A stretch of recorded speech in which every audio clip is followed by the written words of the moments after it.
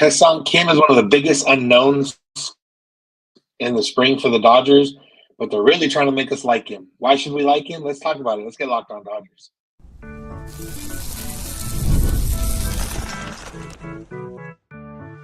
You are Locked On Dodgers, your daily Los Angeles Dodgers podcast. Part of the Locked On Podcast Network, your team every day.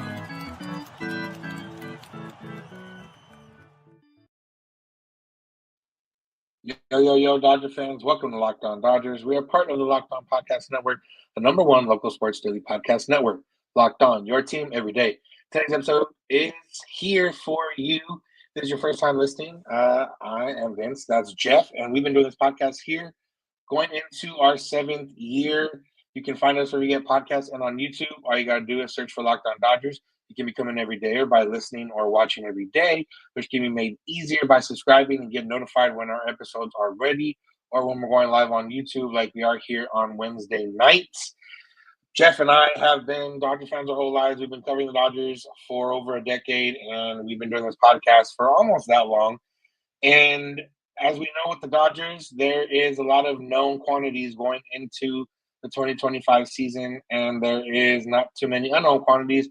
One of those unknown quantities is Hyeseong Kim, who was a surprise for us that the Dodgers signed him. It was a surprise for us that it meant they were going to trade, or they ended up trading Gavin Lux. And now it's a surprise that, hey, there's a lot of praise heaped on this guy that we don't really know much about. And it's coming from a few different sources for a few different reasons. And maybe it's time for us to start getting excited about Hyeseong Kim.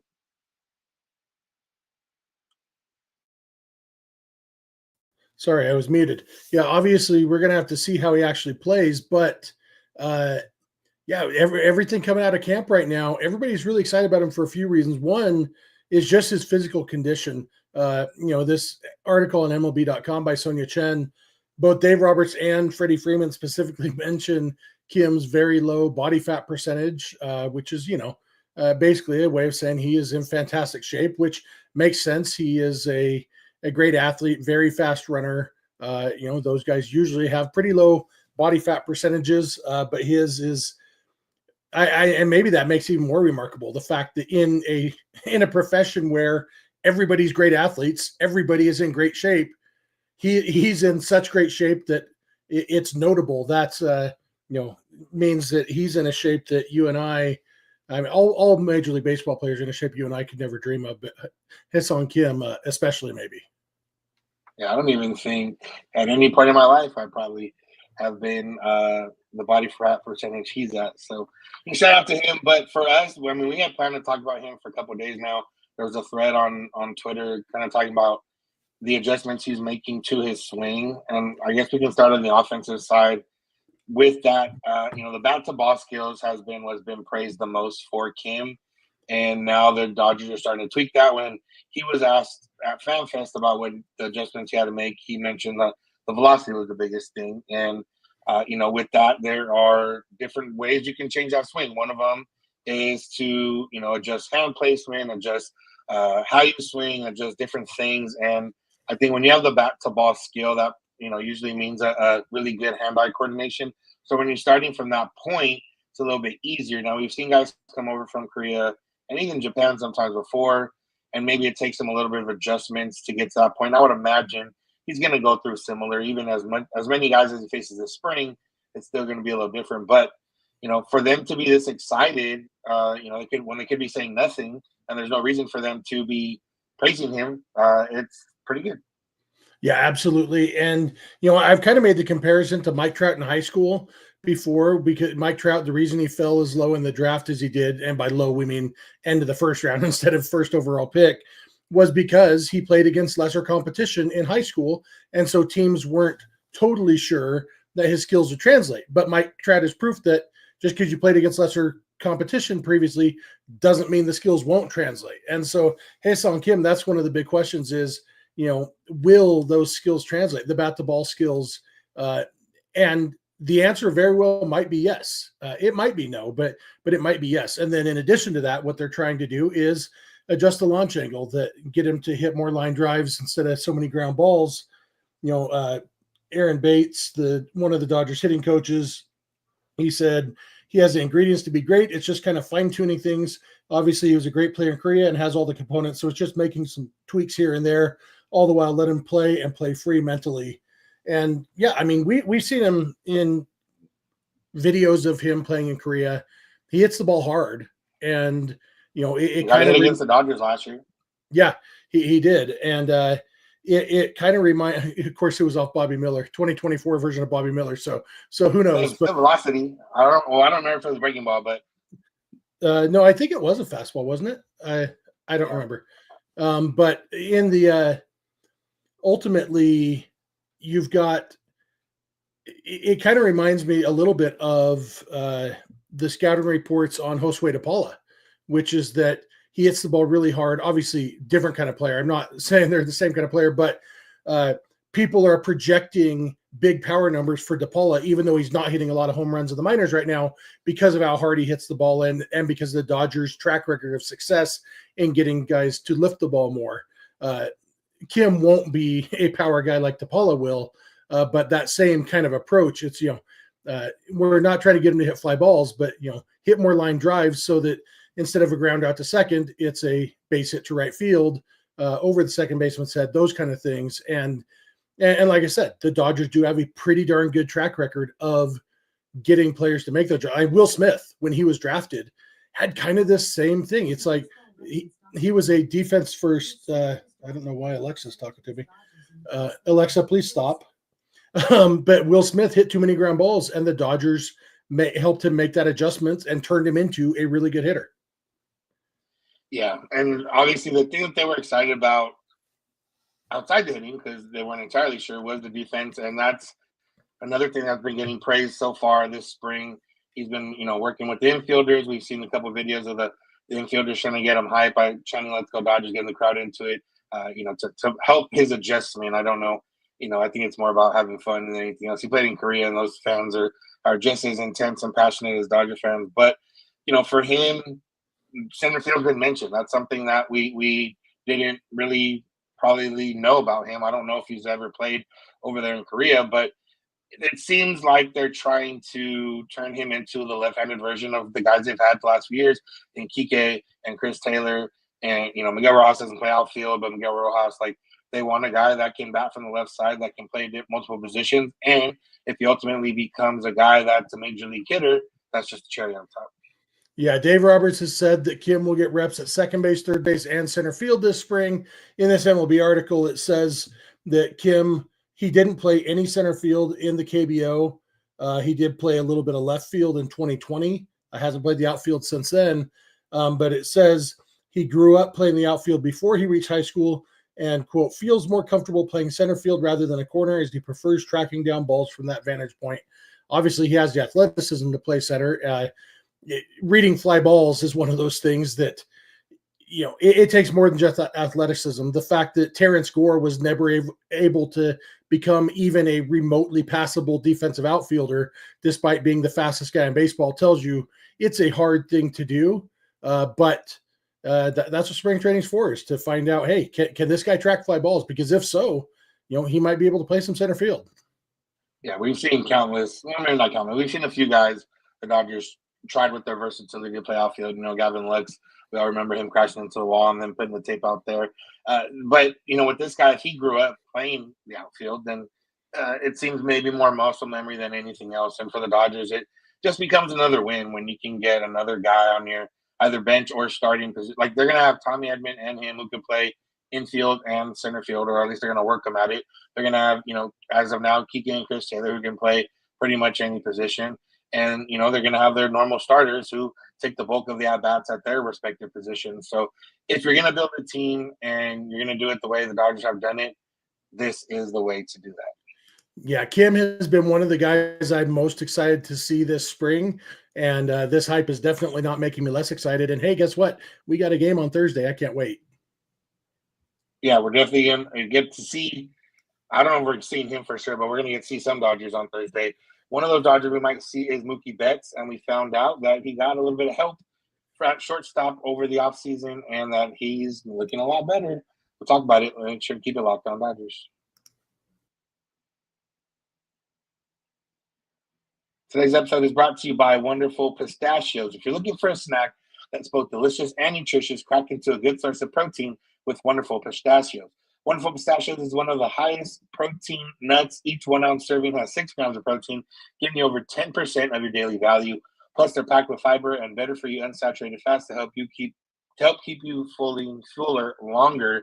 I would have had my bag of Wonderful Pistachios right here, but on the plane ride to Arizona, where I'm at now, I definitely, it didn't last, that plane ride. So that's what they're there for. They're there for a snack. They're there for if you're on the go, if you're on the run, or if you're just at home hanging out, or if you're watching the Dodger game on spring training and you want a little snack. Pistachios are there for you. Get snacking and get cracking with the snack that packs a protein punch. Visit Wonderful Pistachios to learn more. That's wonderfulpistachios.com to learn more. I want to thank you for making Locked On Dodgers your first listen of the day. And make sure to find us wherever you get podcasts and on YouTube. All you got to do is search for Locked On Dodgers. You can become an everydayer by listening and watching every day, which can be made easier by subscribing and get notified when our episodes are ready or when we're going live on YouTube. And if you're on YouTube already, you can check out Locked On Sports Today and Locked On Sports Los Angeles. Those are two 24/7 streaming channels from the Locked On Podcast Network, bringing you the biggest news and stories from the sports world and the LA sports world. All right, Jeff, Mookie Betts and shortstop has been maybe a point of contention sometimes. Not between us, but, maybe among other Dodger fans. And it appears that Mookie, as we would probably expect, is trying everything he can to be the best player that he can at shortstop. And with that, he enlisted some help from Troy Tulowitzki, who was one of the better defenders of shortstop over the last 20 years or so. And Tulowitzki had some good things to say, but before he gets to that, are you surprised at all that Mookie was reaching out and finding people to help him out? You're on mute again. Why do I keep doing that? No, I'm not even a little bit surprised. When the Dodgers announced that Mookie would be playing shortstop, it made a lot of sense to me that he would spend the offseason. Last year he got thrown into the role. He had 2 weeks notice basically. And now it made sense that the point of making the announcement early in the offseason is so that Mookie would have the offseason to work on it. And, reading this article in the LA Times by Jack Harris, Mookie really, really threw himself into it. It's a way that, only an elite athlete like Mookie Betts can. It's one of the reasons that Mookie is who he is the ball player he is, despite the size disadvantage, everything else, is that he is, in addition to being an elite athlete, he's also one of the hardest workers in baseball. And that's my main takeaway from this article is, man, he just is working his butt off trying to get better. And yeah, why wouldn't you, if you have access to, I can't call Troy Tulowitzki when I have a question about baseball. Mookie Betts can, why would you not reach out to every possible resource you can have to be the best you can be? Mookie is not interesting. I guess it's a little bit inspiring to say. He was, all world in right field, one of the best, if not the best right fielder in baseball.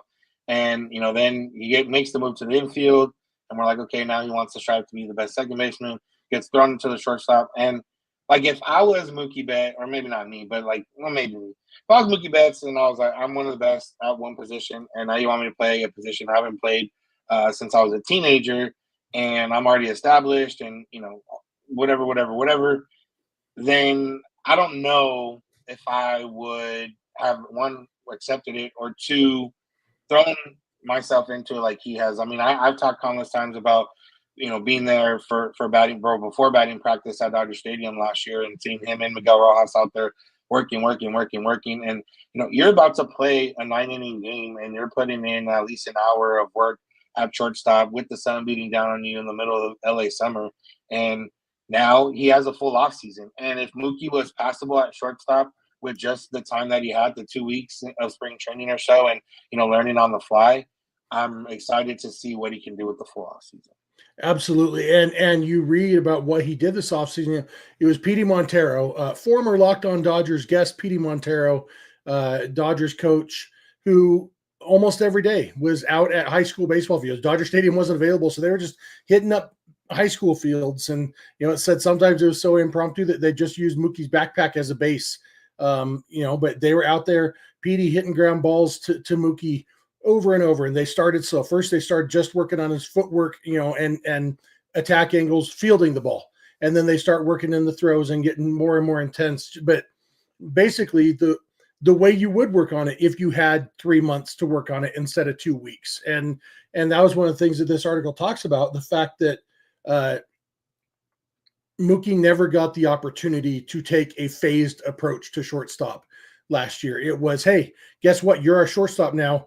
Go get it. And so he had to do everything. And that's why you would see him there, hours and hours, even on a game day. And that's one of the things that Petie talks about in this article is that it's different when you don't have to go play a game that night. You can just work on one thing and pound, and then relax the rest of the night and think about it and replay it in your mind rather than having to go out and try to hit the baseball that night and play defense under pressure. Just a totally different approach. And it's like, I'm not looking for validation, obviously, but when the Dodgers made this announcement, I said most of Mookie's problems last year were with the throws. And the one thing we know about Mookie Betts is that he has a great arm. And so, of course, given time, he can become a good thrower from shortstop. It's just totally different throws. And that's one of the things Tulowitzki talks about in this. It's like, it's just a different throw. You would think throwing a baseball is the same, like whether you're throwing it from right field or from shortstop, but it's not. It's a totally different throw. And that's what we saw last year. Mookie's defensive weaknesses were because of the throws. And now I am just so excited to see him playing shortstop. And obviously it's not going to be perfect from game one of spring training, but seeing him grow and the fact that Troy Tulowitzki says that he can be an elite defensive shortstop. And he even says it's crazy to say, I wouldn't say this for anybody else that's just spent however many years in the outfield, then go to the infield. But I can truly tell you, I think he can be an elite defender at the position, which is just crazy to say. That's from Troy Tulowitzki. Yeah, Jeff Snyder never looking for validation. So, but that's the way it goes. But I was right. Yeah. With Mookie, I mean, Dave Roberts said he's better. Tulo said he has a chance. We trust Mookie, and there's always a lot of narratives that come with different things that happen. And, one of them that we've talked about and dispelled a lot this offseason is Mookie in the offense. And, he was MVP, maybe ahead of Ohtani when he was shortstop in terms of offensive numbers before he got hurt. I don't have any concern about offensive numbers. I think, the fact of everything happening, the way it went last year, the Dodgers, winning it all, the Dodgers working hard to come back, Mookie working hard. Like, I feel like there's different ways to go about it. There's guys that get to an elite point and just want to remain at elite point, and there's guys that continue to look for things to do better and be better at. And, Mookie's taking that a little bit to the extreme with the entire position change to the infield. But, maybe this is something that keeps your edge. If you do I don't want to say bored, but if, you've been a major league player, you get to a point where you're probably like, all right, I know what I need to do to get ready for this season, and that's what I'm going to do. But, maybe this keeps that edge a little bit stronger for him. Yeah, absolutely. Dave Roberts said that Mookie's defense is 2 grades better already. They were filming every workout. Every time Petie was hitting ground balls to Mookie, they were filming it. They were sending the videos to the coaching staff, including Chris Woodward, who is the Dodgers infield coach now. And it was a full team effort, even though it was mostly just Petie hitting the balls to Mookie. But they've, Woodward said he's kind of freed up. He feels like he's got a style that works well for him. So now it just comes down to maintaining those reps and getting more game reps.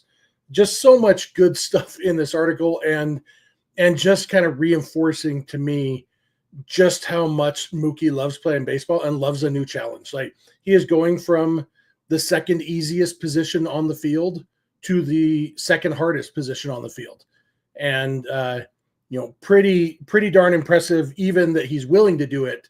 And the fact that he is throwing himself into it. And, I am pretty darn confident that he's going to be, I don't know if he'll win a Gold Glove, but I'm confident that he will be at least an average defensive shortstop. And as I've said before, with Mookie's offense, an average defense at shortstop, that is an immensely valuable player. And I'll be looking forward to the first errant throw being over the criticized and everything else that social media does. But let's we're on face it, Mookie's it'll side. probably be his first throw of the spring. Yeah. Just to make people freak here. out. Yeah, we're on Mookie's side here. The last thing we want to talk about today is the young players on the Dodgers. For a few years now, this has been the case where one player said it's a blessing and a curse. We'll talk about why and what it means. Make sure to keep it locked on, Dodgers. Today's episode is brought to you by FanDuel. When the game tips off, the NBA action is just getting started, and there's no better place to get in on it than FanDuel, America's #1 sportsbook. With FanDuel, you can place live bets throughout the game, so even if you missed the opening tip-off or want to bet on a fourth quarter comeback, you can stay in the action. And if you were one of those people watching the Laker game on Wednesday night and you thought, you know what, I think the Lakers might blow this game for whatever reason, or you're not a Laker fan, and you would have put live bet on the Hornets to win it all, well, you would have won some money because the Lakers lost and the Hornets won. And that's what FanDuel is there for. If you're not there for the start of the game, you can still get in on it. And if you're looking for a bigger payout, you can combine those live bets into a same-game parlay. And right now, new customers at FanDuel can get $150 in bonus bets if your first $5 bet wins. Just visit FanDuel.com to join today. That's FanDuel.com for your shot at $150 in bonus bets. Make every moment more with FanDuel, the official sports betting partner of the NBA.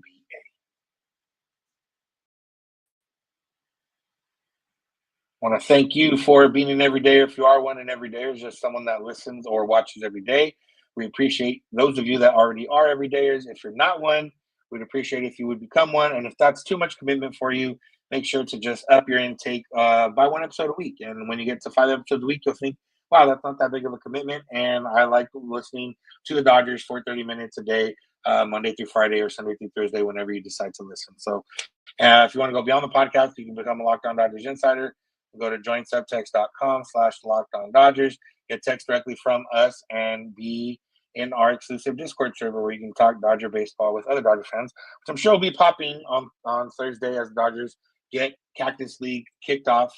Some of the pitchers we might see, at least on Thursday or moving forward for the Dodgers, are guys like Ben Casparius and Landon Knack, and guys that probably don't have a chance to make the opening day roster, even though they were both on the World Series roster last year when the Dodgers won the World Series. And this is a theme for the Dodgers. It's been that way for a while now, but and we've talked to a few guys here on this podcast that are probably in positions where they don't have a clear path to the big leagues. And as we've seen, most of the time, at least some kind of path opens up for these guys with the Dodgers, as little as it may be, maybe a month, maybe a few months, maybe some of them parlay that into more.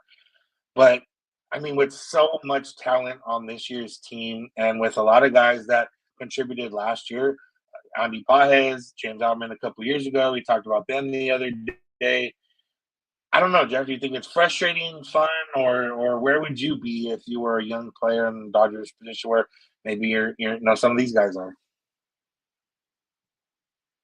Muted. We kind of talked to Ben Casparius about this when he was on the show with us a month or two ago, that, it is kind of, he's the guy who first used in this article by Andy McCullough on The Athletic, the phrase "a blessing and a curse," because, yeah, it is frustrating for them knowing that it's an uphill battle to make the roster, but also you've got all these Hall of Famers who you can learn from, who you can be around, and all of that. And one thing all of these guys know from last year is that injuries happen and opportunities will often present themselves. And it's kind of different for different people. They also talked to Justin Wrobleski in this article. So those three guys, Casparius, Knack, and Wrobleski, those guys are kind of the also-rans of, when we talk about Dustin May, Tony Gonsolin, and Bobby Miller battling for that fifth rotation spot. And then you got these other three guys, which means they've got 10 starting pitchers even before Ohtani and Kershaw come back. And so it is going to be hard for them. But, we've talked about, like, every pitcher on this Dodgers staff has some degree of injury risk or potential for needing a break during the season. Those opportunities are going to come probably at some point. But, yeah, I imagine – Landon Knack is the one in this article who mentioned the money side of things, that, you'd rather be on the big league roster because big leaguers get paid a lot more than minor leaguers do. But he also talked about how the experiences you gain for the rest of your career can maybe help you, help you more than the money would have helped you right now. Yeah, and it's one of those where we've seen guys kind of be on both sides. Ross Stripling was a guy that came up and did well for the Dodgers, was even an all-star at one point, and then when push came to shove, he ended up going to a different team, and he hasn't had maybe the greatest career after that, but he's been in the major leagues for maybe longer than he would have been if he was just with the Dodgers. And we talked about Scott Schebler the other day. That's a guy that went on to have a major league career when there probably wasn't a path for him. Michael Busch did it a little bit differently, where he didn't necessarily play with the Dodgers too much, but they ended up helping him out and getting him to another team where he could play every day, and the Dodgers got rewarded because they have 2 top 100 prospects from that. So I mean, it's been happening for a while now. That there's guys like Corey Seager and Cody Bellinger that push themselves and to the top, and they end up being MVPs and MVP candidates and World Series MVPs and everything like that. So that's what this Dodgers system is good for. There's a lot of different variables that play into it, but they get guys that they haven't maybe had one of those top tier guys in a while now, but some of those guys that they maybe would have been top tier guys or could have been top tier guys have been used in trades to get other people, or didn't pan out. Diego Cartaya didn't pan out, and could still pan out, but not with the Dodgers. And yeah, I think it's a blessing until it's a curse. I feel like it's fun for maybe a year or two, but if we're in 2027 and Landon, Knack, and Ben Casparius are floating between AAA and AA, or AAA and the majors, and if they have options left or whatever the case is, that's probably when it's like, okay, I think I've made my time gone.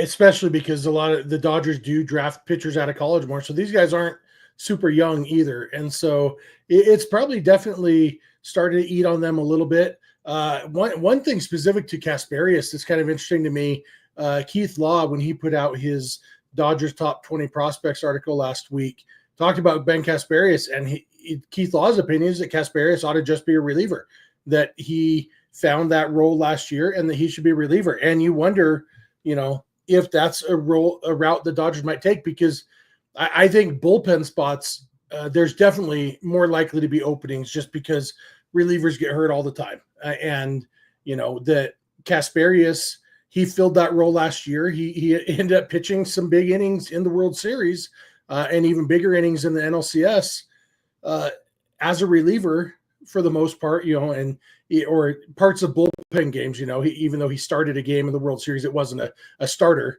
And maybe that's his role, and that might be a case where something that seems like part of the curse might end up being a blessing in disguise, that being on the Dodgers kind of forces you earlier into the role that you're eventually going to end up in. But that could be Ben Casparius could end up being a very good reliever, and maybe they wouldn't have discovered that if he was on a lesser team, being a fourth starter for a while before they finally realized, we should shift this guy to the bullpen. Yeah, and then someone mentioned here, would you rather be a starter in a World Series winning team or playing for the White Sox? And that's Miguel Vargas. He wasn't a starter on a team or anything like that, but he is playing for the White Sox now. And I don't know, is playing every day on a team that is probably going to lose 100 games again more fun than being, maybe on the big leagues or waiting for an injury, but you're going to be on a team that's really good. Like I said, I feel like it's probably, it depends on how you feel, depends on where you're at in your career, depends on your signing bonus, sometimes. But I do think it's a blessing until it's a little bit of a curse. And we've seen guys, move on in different capacities. Kike ended up moving on and, wanted to be full-time and, ended up back with the Dodgers. Jock Peterson wanted to play against all pitchers, no matter which hand they threw with. And he ended up finding out that, I probably can still only hit hitters or pitchers that throw with their right hand. And, different guys have gone on to find off, and different guys have gone on to have success. But I think everything we've heard, guys we've talked to on this podcast or guys we've seen quotes from in different things, I think you want to be a part of the Dodgers and you want to enjoy it. And if you end up enjoying it for a couple of years and then moving on and, excelling your career personally, I think that might be the best of not all worlds, but the best of that specific world. And it's different for every player why they're playing baseball. There's probably guys, like you said, Casparius told us, just playing on the World Series winning team, he didn't care about the money, and obviously he got the World Series bonus. That's how we brought that up. He got more money from his World Series bonus than he did from salary last year. But for him, he just loves playing baseball, love being part of a champion. I always think back. Do you ever hear of Jeff King, Vince? He debuted just before you were born, played from 89 to 99, and he got to 10 years of service time and retired that day. He retired in May of 1999, as soon as he had 10 years of service time, so his pension would kick in. Like Jeff King was playing for the paycheck. And so, some guys, put me on the White Sox. I don't care. Give me my $750,000 league minimum playing for a crappy team. I don't care. Give me the paycheck. Whereas, I would guess most guys who make it to the big leagues do have that passion for baseball where they do want to play on a winning team. And I think Landon Knack's point that, you think about the long-term career and the benefits of being on a team with Blake Snell and Clayton Kershaw and Tyler Glasnow and Shohei Ohtani and Yoshinobu Yamamoto and Roki Sasaki, all these guys that you can learn from. Landon Knack is probably going to be a better player 6 years from now because of being on this team, even if he doesn't get the playing time he would like this year. Yeah, definitely. And at least on the Jeff King point, I feel like that's probably something harder to do these days. A lot of veterans get iced out pretty early nowadays. Guys, teams are more than willing to bring up a guy who's going to be maybe not as good, but close enough to good as you are. And, maybe that's a little bit of the problem with baseball, not so much the Dodgers. So. Yeah. All right, Jeff. You got anything else before we head out? I know we got the first game of the spring on Thursday, and, we'll be here to talk about it tomorrow. Not overreacting, just seeing what is out there. Yeah, Yoshinobu Yamamoto will be on the mound for the Dodgers. Game is at noon Pacific against the Cubs. Remember, results don't matter in spring training, but just it's going to be fun to see. And it's even fun in spring training because they actually do wear Dodger blue. We talk about seeing a guy in Dodger blue when the Dodgers uniforms are actually white and gray in the regular season. In spring training, we actually get to see guys in Dodger blue, and that's always fun. I am pretty darn excited about the fact that we are going to watch baseball in 14 hours from right now. The game will be starting, and I can't wait. Yeah, that's what we're going to talk about on tomorrow's episode. So make sure to come back. Make sure to subscribe. Make sure to be coming every day or by listening and watching every day. That's going to do it for today's episode. Thank you all for listening.